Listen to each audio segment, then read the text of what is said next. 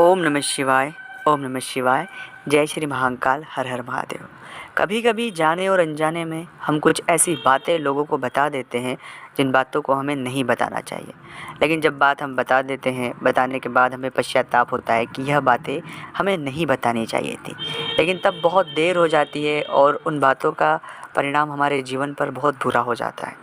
तो जाने और अनजाने में कुछ ऐसी बातें हैं जो कभी भी किसी के साथ साझा नहीं करनी चाहिए।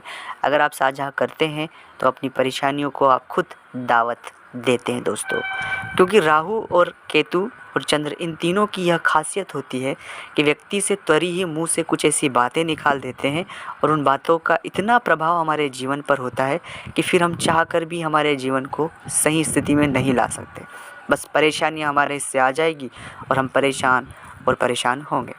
इसलिए कभी भी भूल कर भी जाने और अनजाने में, चाहे कुछ भी हो जाए, कोई कितना खास क्यों ना हो, ये बातें किसी के साथ साझा नहीं करनी चाहिए दोस्तों।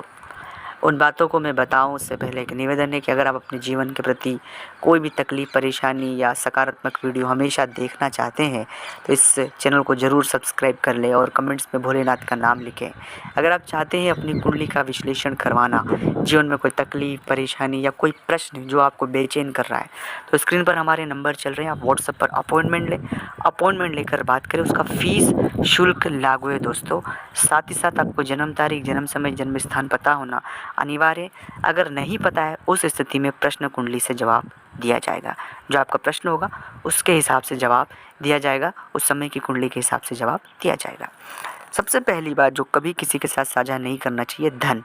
आपके पास कितना धन है, कैसा धन है, कहाँ से आया है, क्या है, एक जानकारी कभी भी किसी के साथ साझा नहीं करना चाहिए।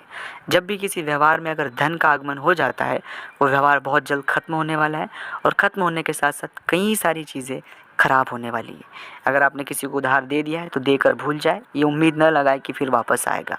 क्योंकि धन जब हम बता देते हैं तो मांगना लोगों का शुरू हो जाता है। हम नहीं दे पाते हैं या दे भी देंगे तो फिर वो वापस नहीं दे पाएंगे और कई सारी परेशानियां कई सारे जातकों को मैंने देखी है और ये सब कुछ अधिपत्र राहु के आता है। दूसरा है मन की बातें।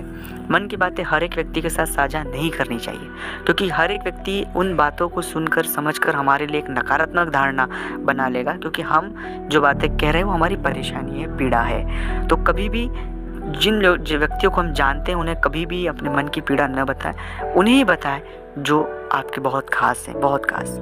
तीसरा है अपने माता पिता, भाई, पति पत्नी, आप दोनों सबके बीच जो भी सीक्रेट बातें, जो भी बातें हैं अपने घर परिवार की, जो सीक्रेट बातें, वो कभी भी किसी के साथ साझा नहीं करना चाहिए। उन बातों का बाहर आने से बिल्कुल नकारात्मक इम्पैक्ट होता है और आपके बीच और सामने वाले के बीच, परिवार के बीच में दरार डालने का आप खुद ही मौका देते हैं, दूसरे की ज़रूरत नहीं है। चौथा, मंत्र जप। आप कितना मंत्र जप करते हैं, कब करते हैं? गुरु मंत्र किसी के साथ साझा नहीं करते हैं। ओम नमः शिवाय।